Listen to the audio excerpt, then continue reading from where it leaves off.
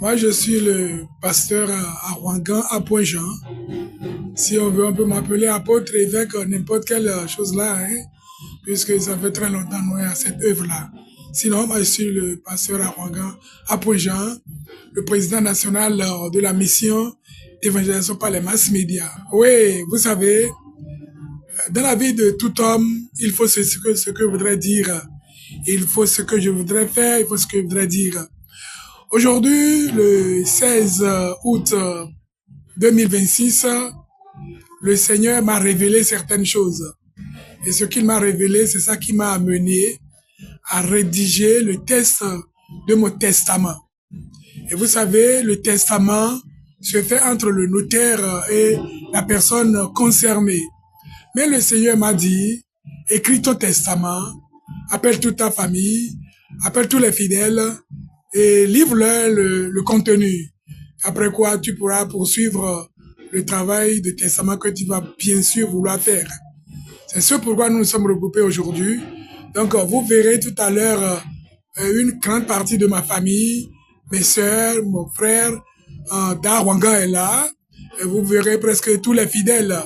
Donc, je voudrais situer les choses, parce que le Seigneur m'a dit, il n'est pas un Dieu de désordre, mais un Dieu de paix, un Dieu d'ordre. Donc, c'est pour leur livrer au testament. Et j'invite tous les hommes de Dieu à faire ainsi pour éviter les difficultés, les problèmes de la famille, après que le Seigneur les aurait appelés au royaume céleste.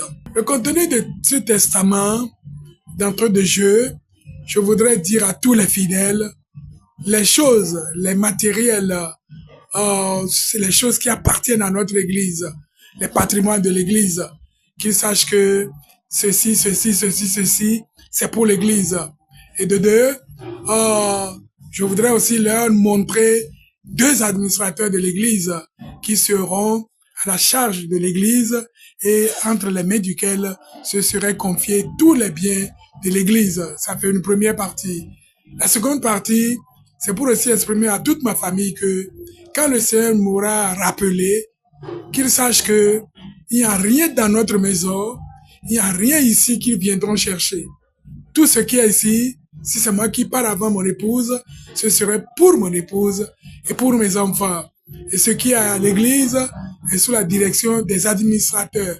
Donc la famille Awanga doit savoir que il n'y a rien à venir chercher dans notre maison ici, ni rien.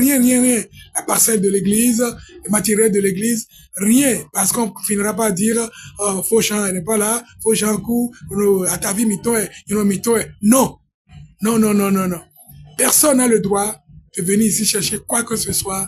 Je les ai appelés pour les honorer, pour qu'ils ne disent pas que je ne les ai pas avertis et que on est en train de leur lire le testament par l'huissier ou bien je ne sais quoi, mais qu'ils sachent dès maintenant ce que je voudrais et c'est le Seigneur qui m'a convaincu à le faire. L'autre partie de la chose, c'est que souvent, nous qui venons de soit d'Abomey, de n'importe quel village, de n'importe quel endroit de ce pays, quand le Seigneur nous appelle, on commence aussi par discuter de notre corps. On va l'enterrer à la maison, on va l'enterrer chez son papa, machin. Je voudrais aussi qu'il sache que quand l'heure va sonner et qu'on va quitter ce monde, notre corps ne serait pas un cadavre à traîner par-ci, par-là. On va tirer par les parents paternels, tirer par les parents maternels. Non. Quand le Seigneur va nous rappeler, c'est ici. On va chercher, les gens vont chercher le cimetière, mais on reste ici à Cotonou. On n'a pas besoin de traîner notre cercueil dans un camion, je sais quoi. C'est tout cela que je voudrais leur expliquer aujourd'hui, mon bien-aimé. Il n'y a aucunement rien, mon frère.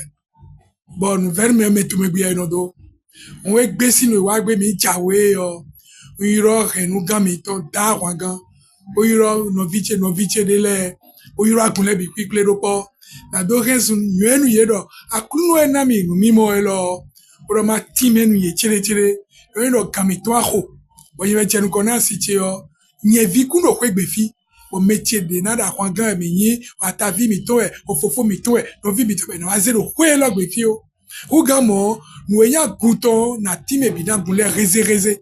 Kaka ya quick mamito de couton weji. Le bonaze nous connaissons nous dido à gonto to we.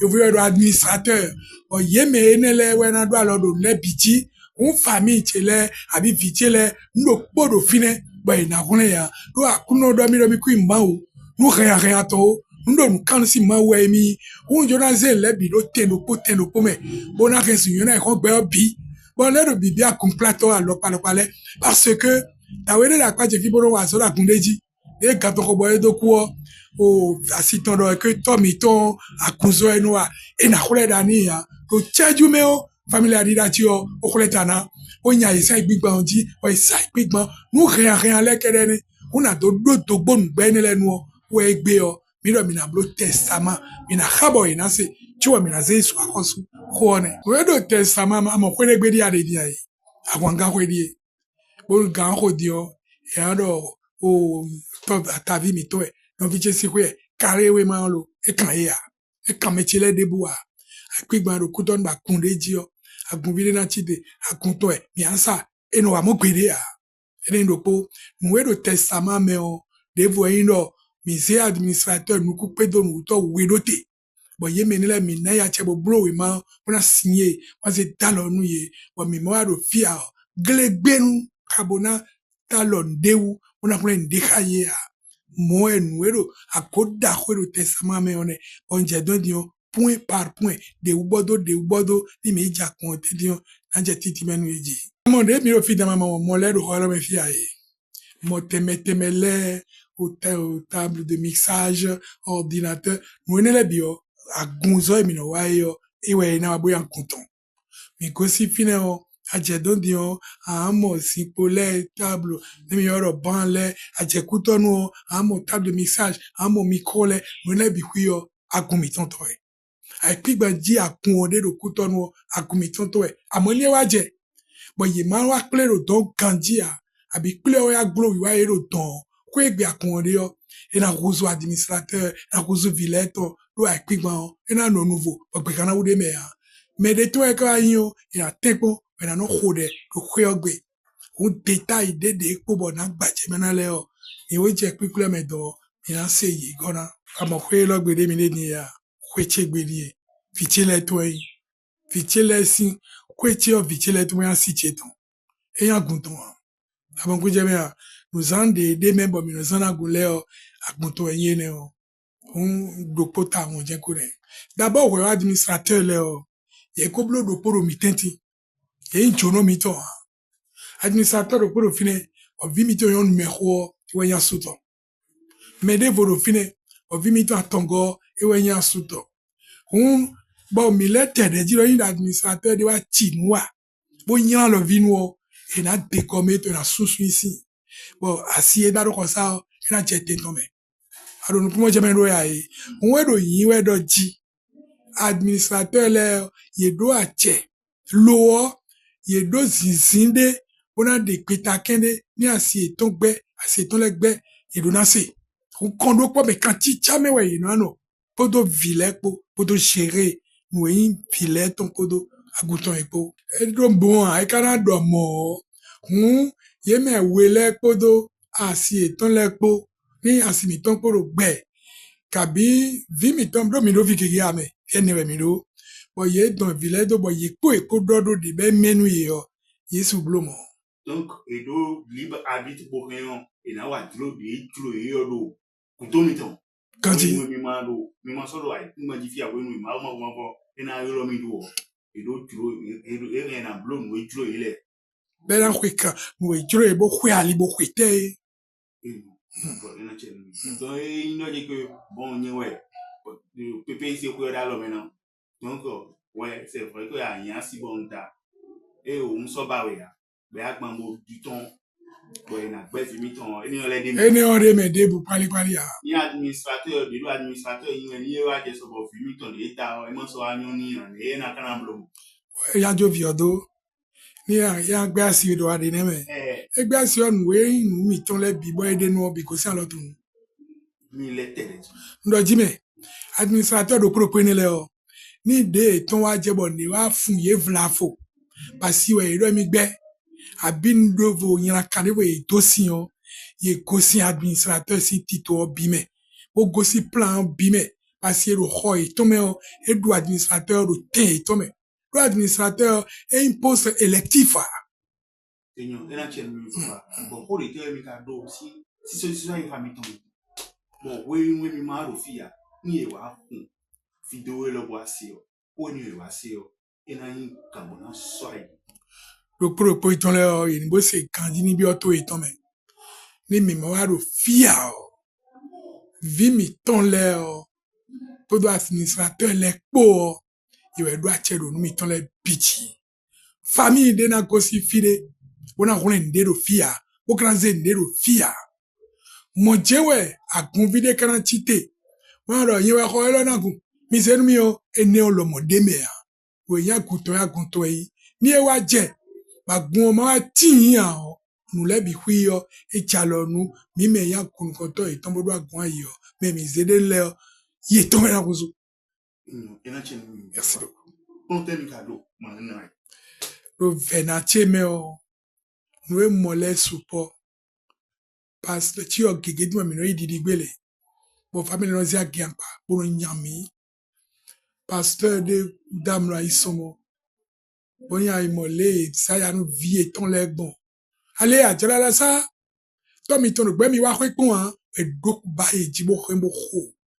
Nous mi molé support. Bon nous gbe ne le o. Mais do poro puni tun. Do mi me ma tun ma bo ko si le o. Yon do me ku ku ku. Do e do e tenti. Ni e wa je pede o klegbende tasa holo de donde una bro jako ndi don na peche akuno gbedo to na kanbie e na peche desu don do podo venapo podo titorepo ma gbedo ni no afami to me Amen. on biwa kun plato le do poro ko eton le ni asi eton venuye o vie eton le venuye o no e yeton ye ni kandovo bo timena gule bo wa no le nkoton bo ni Messi ma mo ani wa je oye bonu famille na saya nu do eton kaka agunvite le problème wa isomode e ko si agbo me bo ayo e fon ka bo fa fopa ji maklon bo de yon oton bo i kare we ma nu ene le o ye donu nu na mo ko do kuche gudo pede ya ni na mo kuno gbedo to ena degbe bo won sagun loto àwọn pa loto na to mu si lo blabla nu mo ko to sinto na juro wa le to me do o novice da ko si vilero fi poro ku don fi na ko si fi ba fo meritona te fi na ko ni ha vichele ya na mo ana se ya amon ko je me ache me ko ifile ya e do blabla gbe to le to me amon do jesu me o do ma gbe to si ansa me do akrona degbe bo na gbo me mo nkan to de na danwa jagodo ko lo de ro ni o ma ni donu mi Amen. Papa, nous de ba ndimu bominana fimi ton le o. Poro fi sumi ton le ko we yo. Pon tere mi do wo zeda e mu. Ah, gens bominde, moi mi do qui confie mi e si me. Pon tere mi do monana e nous alors chon dagbe. C'est vrai, ma ouais nous chon alors do le bi dagbe. Mais ni e le sunu de mi zeda alors maintenant e ma wuli bona. E ke na uzu unyan do alors ton. akrona mbio mao bo ma ko se de bon ko pa village de propos kaka je vision de mi do dit lui n'est pas ici il est en Europe mais lui il est clair et odo do papa sino e mi ton mi na wa amo te da mi ton no mi ton le o e ni kon le bido niveau eton on do bio village do ye ni do resli ma o de eton ni ma izangbe jagodo tito akluno to ye ka to akluno bon dido ali mi khre yo ina gosen le jigbere ya Christian na wa me bitome una ze ye daga Bo wuli bo mu ma o. ene wuli bonu ma o wuli bonu asoton o gonu de o ma dogbe o famille we no ye gbe famille ya amo iniyan edele o yan afotai o tun yedele bo tedo Jesus Christ o tu me re sota yo me ona mo nu e je ka akuno bere to no wa mo Ouais, papa. Et quand il y a mi ton me no. Eni swa kun eni su mu bi. Bo che tro koko bo iblo mu e tro yo do. gbede Wi bo mu ma o si an so. kanji E pe wo mi ton kele e we na ko do ma o de ya. eni wibona bo wibona nu jonu to re siko tun si Donc nous papa do le bio akuno bon meleji bon edo wa mon papa tori ma wutu yesra bona juma wodo a ndi mo bon tundo mo bon mi ka rien mi na yolo ko ton le lopo Villers donc en tout cas de Darako il s'appelle Arwangan Perside Fofo Daro de Djene peut Arwangan Jonathan mais attends quand il vient Arwangan Anne Tantiana mais nego il a Arwangan grâce vimiton lene au kana boyi